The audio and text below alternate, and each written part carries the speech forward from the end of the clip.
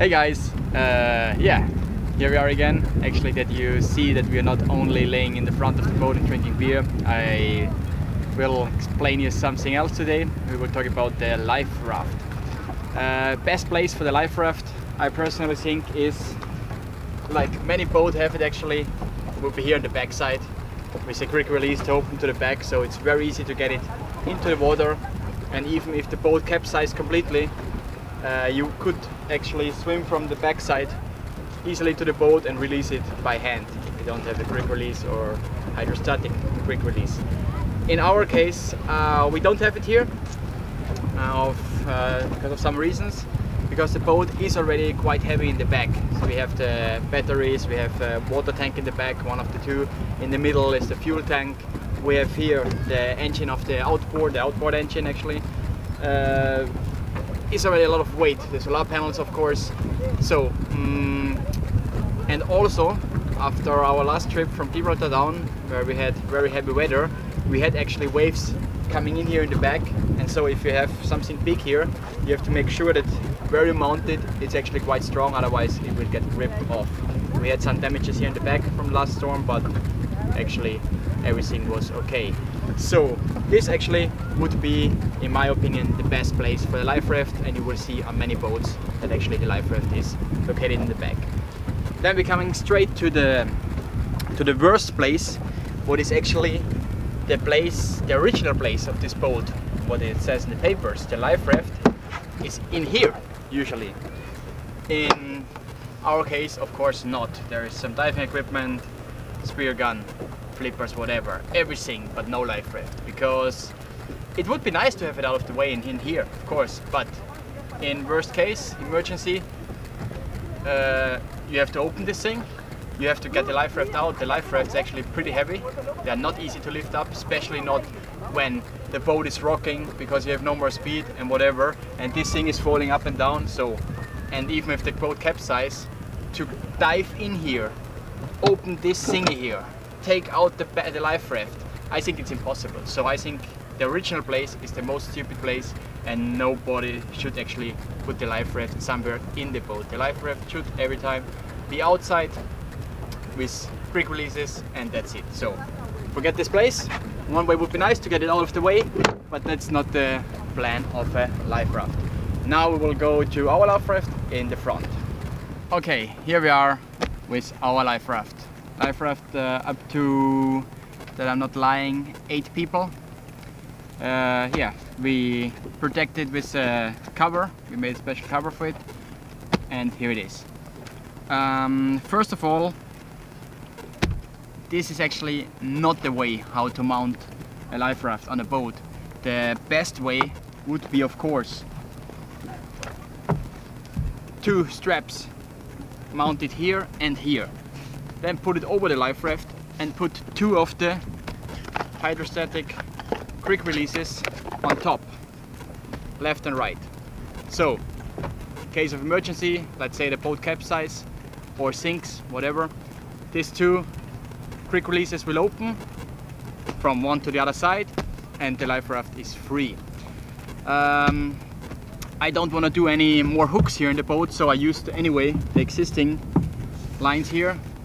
And yeah, on the first trip we just put it from the front like a star to the back, but it actually came out that it's not strong enough. We had waves coming over the boat, and even if we really strapped it hard to the boat, it was not enough. It got washed sidewards to all sides. So finally we decided to really wrap it up with the line over and under it like you see now, but it's still only one line, because it's important, if you need it, that you cut like one line and it's free. It cannot be that you have to start to unwrap it and whatever. In this case, on top we have a quick release, but you can open it by hand. And the plan was actually to put the hydrostatic quick release here on the side. Finally I will do something else.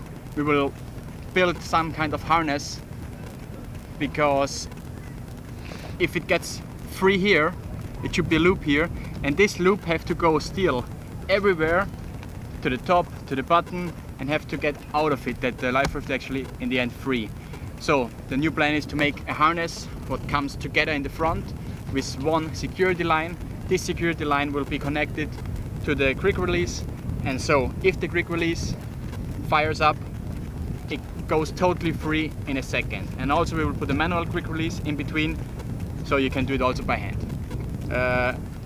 A knife, it's a good thing, but be careful with the life raft, because this one especially is not in a plastic shell inside.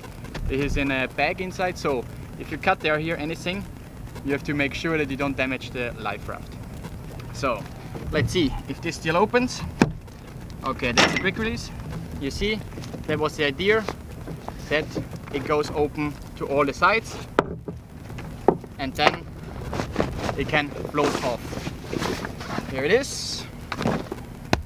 But anyway, now we will try to build the harness like I wanted, and then afterwards we will show you. See you later. Now I put it the hydrostatic release here in. It's very important that you mount it right. That means here, where is the weak link, have to be the connection to the boat. And where's the yellow part here, it's the connection to the life raft. Because on this weak link here, you connect the line of the life raft, that the life raft actually, when it goes off the boat, that it stays on the line with the boat. And this weak link here is specially prepared that it's not breaking straight away, even if it's wind or strong wind.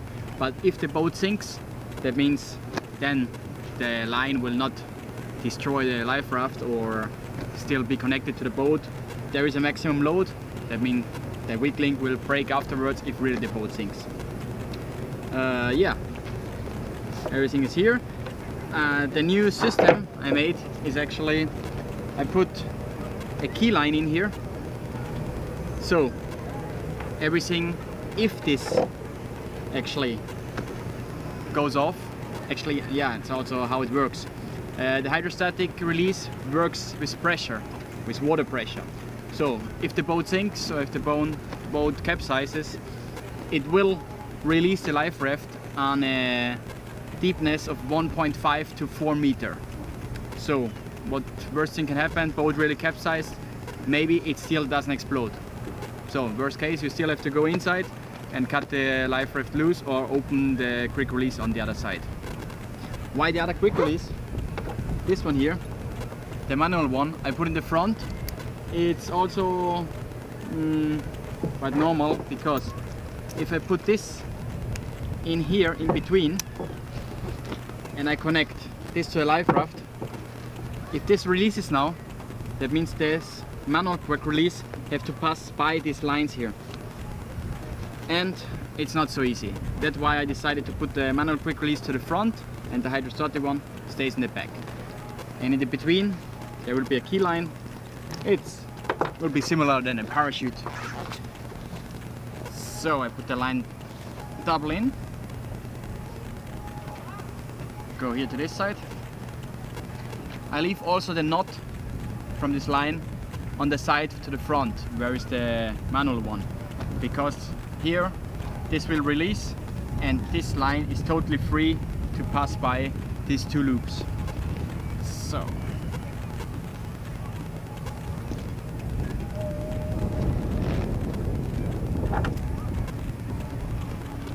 here now we get the manual one.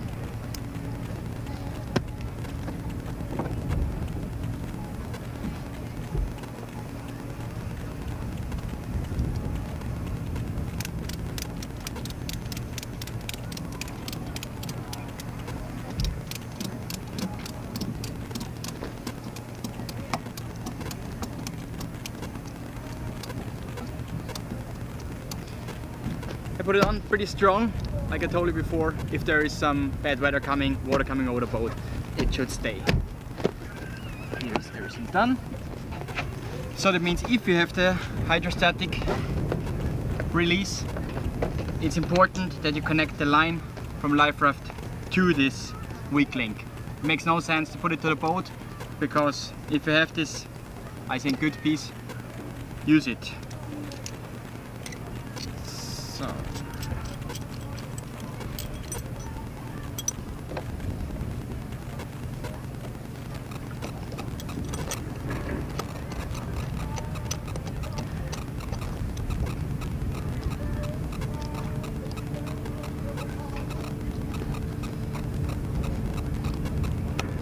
So everything is done, it's ready.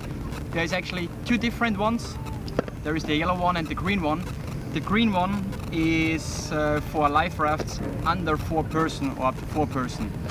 The only difference is, because the system is the same, but this weak link here will break under a lower load, because of course maybe the smaller life raft cannot hold that much power than a bigger one for 8 people or more, even up to 25 people.